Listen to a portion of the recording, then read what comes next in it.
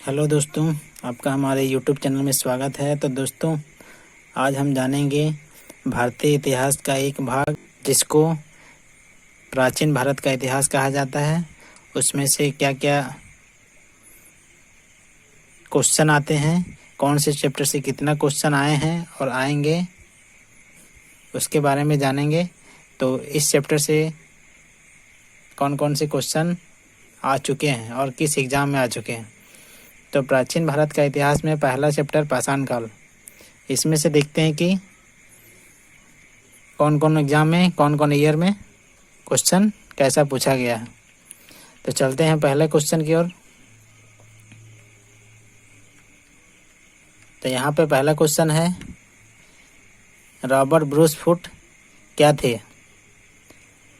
4 option दिया हुआ है। तो चारों ऑप्शन में रॉबर्ट ब्रूस भूगर्भ वैज्ञानिक और पुरातत्वविद थे, यानी कि इसका आंसर ए और बी दोनों हो जाएगा।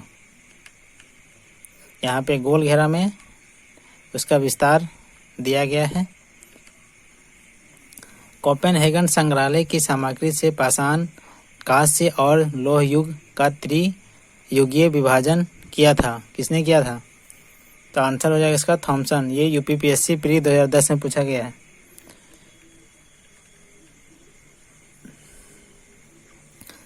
उत्खनित प्रमाणों के अनुसार पशुपालन का प्रारंभ हुआ था।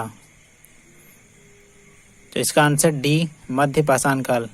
ये यूपीपीएससी मेंस 2006 में पूछा गया।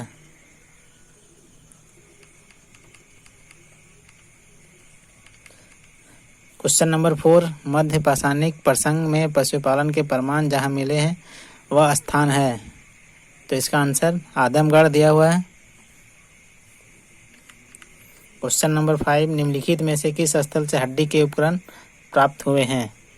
तो मधा और सराय नाहर राय से। ये यूपी के प्रतापगढ़ जिले में स्थित है। इसका डिटेल आप यहाँ देख सकते हैं और पढ़ भी सकते हैं, समझ सकते हैं। क्वेश्चन नंबर 6, हड्डी से निर्मित आभूषण भारत में मध्य पाषाण काल के संदर्भ में प्राप्त हुए हैं। तो इसका आंसर ए और बी, सराय नाहर राय से और महदा से। क्वेश्चन नंबर 7, एक ही कब्र से 3 मानव कंकाल निकले हैं, कहाँ? तो इसका आंसर हो जाएगा दमदमा।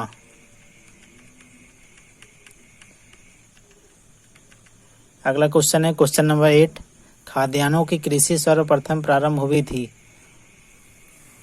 तो नवपाषाण काल में प्रारंभ हुई थी। भारत में मानव का सर्वप्रथम साक्ष्य कहाँ मिलता है? नर्मदा घाटी, उत्तराखंड, पीसीएस प्री 2006 में आया है। क्वेश्चन नंबर 10 है, प्रथम मानव जीवाश्म भारत की किस नदी घाटी से प्राप्त हुआ है। तो इसका आंसर हो जाएगा नर्मदा घाटी। मानव द्वारा सर्वप्रथम प्रयुक्त अनाज था, आंसर जौ। और यहाँ देख सकते हैं कि मानव द्वारा प्रयुक्त अनाज में और कौन कौन से थे। भारतीय उपमहाद्वीप में कृषि के प्राचीनतम साक्ष्य प्राप्त हुए हैं, कहाँ से हुए हैं? तो लहुरा देव।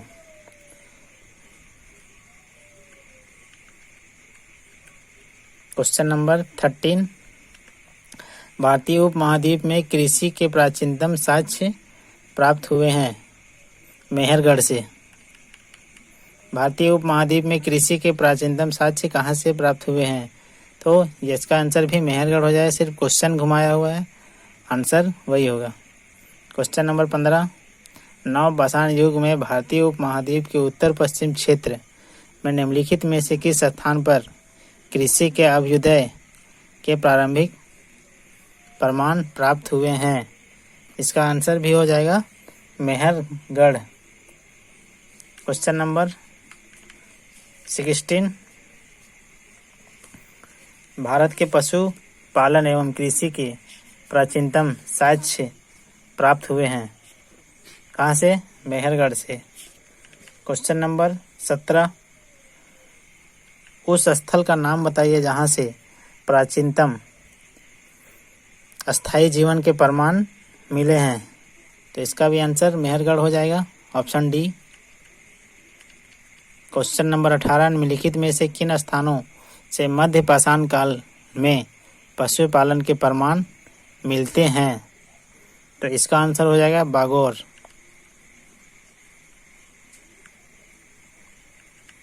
क्वेश्चन नंबर 19, निम्नलिखित में से किसको चालकोलिथिक युग भी कहा जाता है?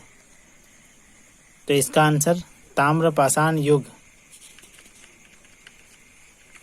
क्वेश्चन नंबर 20,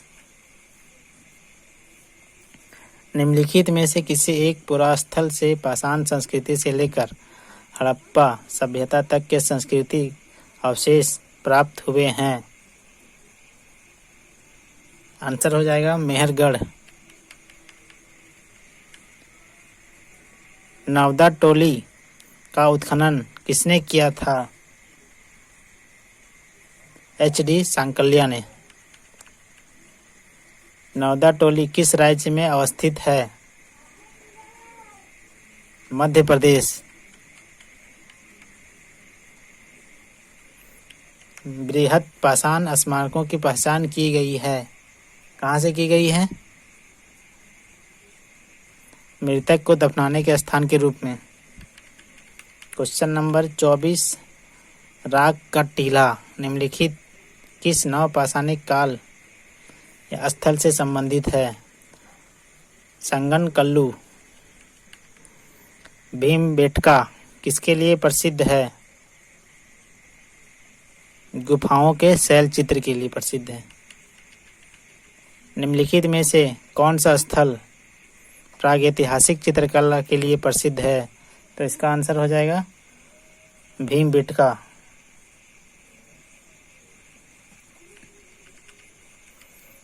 भीमबेटका की गुफाएं कहाँ स्थित है? अब्दुल्लागंज, रायसेन। भारत के किस शिलाश्रय से सर्वाधिक चित्र प्राप्त हुए हैं?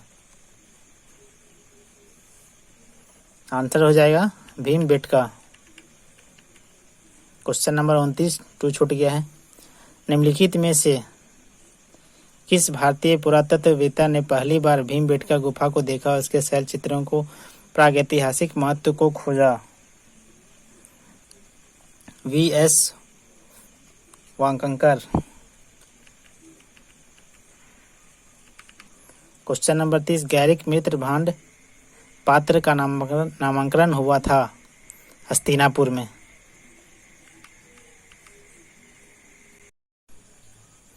अब अगले क्वेश्चन की ओर चलते हैं। क्वेश्चन नंबर 31, ताम्रसम काल में महाराष्ट्र के लोग मृतकों को घर के फर्श के नीचे किस तरह रखकर दफनाते थे? उत्तर से दक्षिण की ओर। निम्नलिखित में से किस स्थल से मानव कंकाल के साथ कुत्ते का कंकाल भी स्वाधान से प्राप्त हुआ है?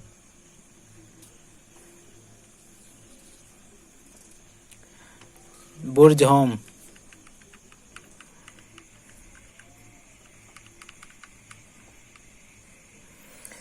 निम्नलिखित में से किस स्थान पर मानव के साथ कुत्ते को दफनाने का साक्ष्य मिला है? पहले वाला ही क्वेश्चन है, सिर्फ थोड़ा सा चेंज करके पूछा गया, तो इसका भी आंसर बुर्जहोम। क्वेश्चन नंबर 34, गर्त आवास के साक्ष्य प्राप्त हुए हैं?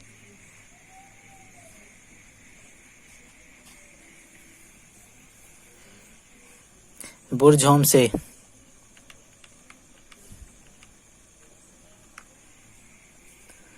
विंध्य क्षेत्र के किस शिलाश्रय से सर्वाधिक मानव कंकाल मिले हैं? लेखिया। Option D.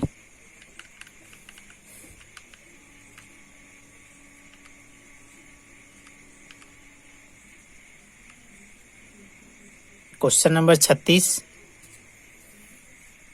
ए अभिकथन और आर कारण। तो अभिकथन ए में कहा गया कि विंध्य क्षेत्र के पाषाण युगीन लोगों ने नूतन भूतल काल के अंत में गंगा घाटी में प्रव्रजन किया। इसका कारण जलवायु परिवर्तन के कारण इस काल में शुष्कता का चरण था।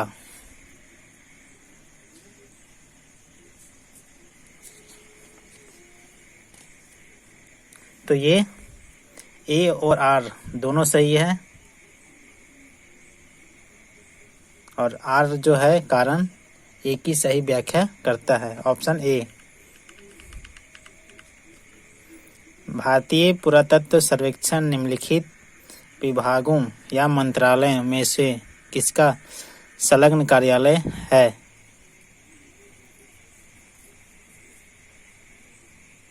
आंसर हो जाएगा संस्कृति।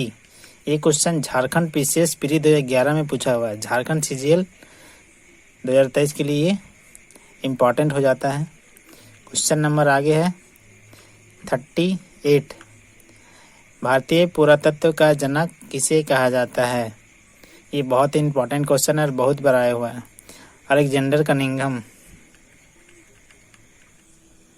Question number 39। राष्ट्रीय मानव संग्रहालय कहाँ पर है? इसका आंसर हो जाएगा भोपाल।